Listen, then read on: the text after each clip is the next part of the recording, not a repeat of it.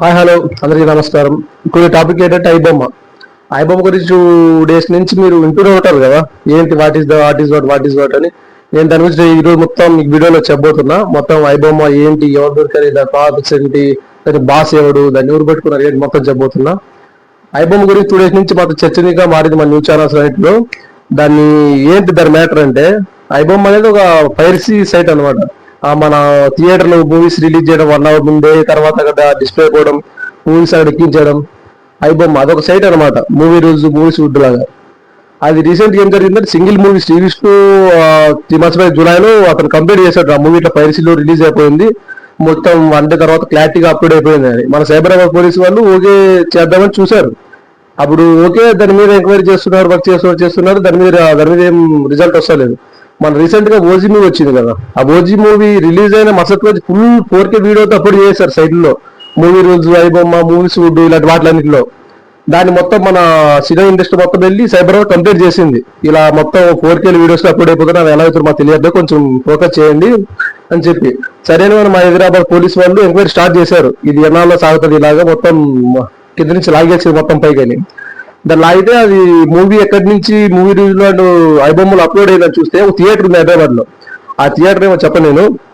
ఆ థియేటర్ లో ఏ కార్నర్ లో నుంచి తీసిన వీడియోని అక్కడ ఆ థియేటర్ నుంచి వీడియో వచ్చిందని తెలుసుకున్నారు. ఆ రోజు ఎవరైతే బుక్ చేశారో వాళ్ళందరూ డీటెయిల్స్ లాగారు.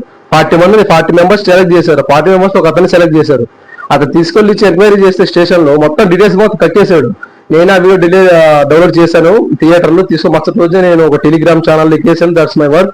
అంతవరకే నా పని ఉంటుంది. నాకు ఆ వీడియో ఆ మూవీ తగ్గట్టుగా ఓ 40,000 50,000 ఇస్తారు. మూవీ డిమాండ్ బట్టి ఇట్లా పవర్ఫుల్ మూవీ ఓజీ లాంటి, బాహుబలి ఇలాంటి మూవీ రిలీజ్ బట్టి నాకు అమౌంట్ కూడా డిక్లేర్ అవుతుంది ఎంత ఏమనేది. చిన్న చిన్న వాటికి 20-30 ఇచ్చేస్తారు అని చెప్పాడు.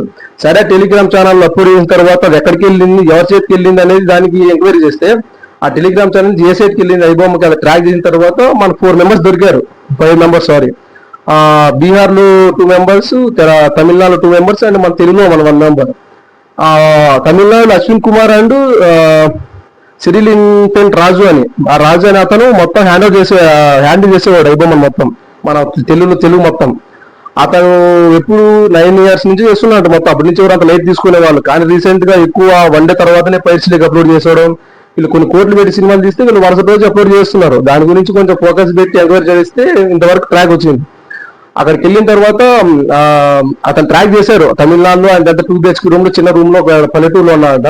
ఆ తమిళనాడు కంటే మన విజయ్ ఇన్సిడెంట్ జరిగిందిగా, తొక్కిసాట, అదే విలేజ్ లోనే అదే లొకేషన్ లో జరిగింది అక్కడ. అది మన సైబరాబాద్ పోలీస్ అక్కడికి వెళ్ళి ఎంక్వైరీ చేస్తే అతను దొరికేశాడు. దొరికేస్తాను పట్టుకుని వచ్చి హైదరాబాద్కి వచ్చారు. హైదరాబాద్కి వచ్చిన తర్వాత అతను చెప్పాడు, మొత్తం కక్కేశాడు బయటికి.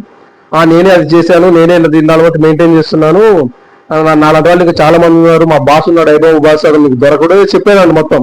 ఇలాంటి నా దగ్గర మొత్తం హ్యాకింగ్ గవర్నమెంట్ సైట్స్ నేనే హ్యాక్ చేశానని చెప్పాడు. ఇంతకుముందు గవర్నమెంట్ సైట్స్ హ్యాక్ అయ్యేది బీహార్ గవర్నమెంట్ అని, హైదరాబాద్ గవర్నమెంట్ అని, కొంతమంది వీళ్ళే చేసేటోళ్ళు, ఇలాంటి వాళ్ళు చేసేటోళ్ళే. అతను దొరికిన తర్వాత అతను డేటా చెక్ చేసిన తర్వాత పోలీసులు అక్కడికి వెళ్తున్నారు అన్నప్పుడు మొత్తం డేటా డిలీట్ చేశాడు. కానీ కొంచెం మిగిలిపోయింది. ఆ డేటా పట్టుకుని మొత్తం బయటకు తీస్తే ఆ UP minister, election commissioner websites, government website మొత్తం హ్యాక్ చేసి పెట్టుకున్నాడు ఇతను. మరి నా ప్రెస్ మీట్ లో చెప్పారు మన సైబరాబాద్ ఆఫీస్ వాళ్ళు మొత్తం. అతను మొత్తం మీద తీసేసి పెట్టేసుకున్నాడు. అతని గురించి ఒక సినిమాని తీయచ్చు, అంత ఇంట్రెస్టింగ్ ఉన్నాయి మొత్తం. విజువల్స్ కావచ్చు, అతను చెప్పే మాటలన్నీ కావచ్చు. సరే అతను మొత్తం అరెస్ట్ చేశారు. ఇప్పుడు ఎంక్వైరీ చేస్తున్నారు. ఆ ఐబొమ్మ బాస్ ఎవడైతే ఉన్నాడు మరి పట్టుకోవాలని ఎంక్వైరీ చేస్తున్నారు. దొరికేస్తాడని నేను ప్రెస్ మీట్ లో చెప్పారు. కాదని దొరుకుతాడో దొరకడం కింద కామెంట్లు ఇవ్వండి. నాకైతే మేబీ దొరకకపోవచ్చు, ఎందుకంటే వాళ్ళు హ్యాకర్స్ కాబట్టి సమ్ లొకేషన్ లో చూపిస్తారు వాళ్ళ లొకేషన్స్. ఈ రోజు ఇండియాలో ఉన్నా అంటే రోజు న్యూయార్క్ ఉన్నట్టు చూపిస్తుంది. వాళ్ళని పట్టుకోవడం కష్టం. కానీ మన సైబరాబాద్ నాలెడ్జ్ చాలా పెరిగిపోయింది, టెక్నాలజీ పెరిగిపోయింది కాబట్టి ఇప్పుడు వీడు ఎలా దొరికాడో మన రాజు, తమిళనాడు రాజు, అలాంటి వాళ్ళు అలాంటి వాళ్ళు పట్టుకుంటారు. అలాగే ఐబొమ్మ వాళ్ళని పట్టేసుకుంటారు. ఇలా పైరసీ చేయడం వల్ల లాభం రీజన్ ఏంటంటే, లాభం అయితే ఏముండదు, అంత నష్టమే ఉంటుంది. ఈ పైరసీలో మామూలు టికెట్ 200, 2000 పెడితే 2 days వెయిట్ చేయి, 3 days వెయిట్ చేయి, ఆ 50 100కి వస్తుంది. వెళ్ళి చూడు థియేటర్, నో ప్రాబ్లం.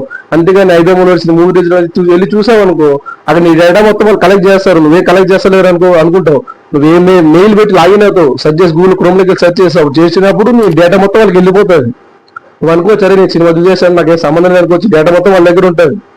అందుకే నువ్వు ఎప్పుడైనా మూవీ చూడాలా అంత ఆతృతున్నా 2 days వెయిట్ చేయి. 50 రూపీస్ 100 రూపీస్ వస్తుంది థియేటర్కి.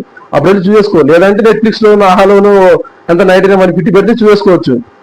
అంతేగాని ఇట్లా పైరసీ మూవీ చూసేసి మా డేటా మొత్తం వాడికి ఇచ్చేసి అవసరం లేదు ఇవ్వండి మనకి.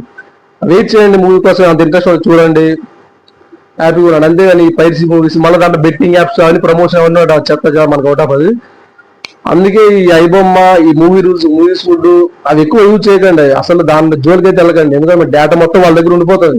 ఇలాంటి జరిగింది కాబట్టి వాడు ఇంకా నెక్స్ట్ వాడు రిలీజ్ అయిన తర్వాత వాడు ఎంతో ప్రభావం చూపించవచ్చు. రిలీజ్ అయినాక ఈ ఉన్న డేటా మొత్తం అంతా పబ్లిక్ లో పెట్టేయడం, లేదంటే ఇంకోసారి యాక్ట్ చేయడం ఇలాంటివన్నీ జరుగుతుంటాయి. అందుకే మీరు మీ జాగ్రత్త మీకోసం సైలెంట్గా ఉండి మీ పని మీద చేసుకొని ఇది మొత్తం సినిమాకి వెళ్ళాలంటే థియేటర్కి వెళ్ళు 1 వీక్ 10 days ఈజీ 50 రూపీస్కి వచ్చేస్తుంది, నో డౌట్ అది.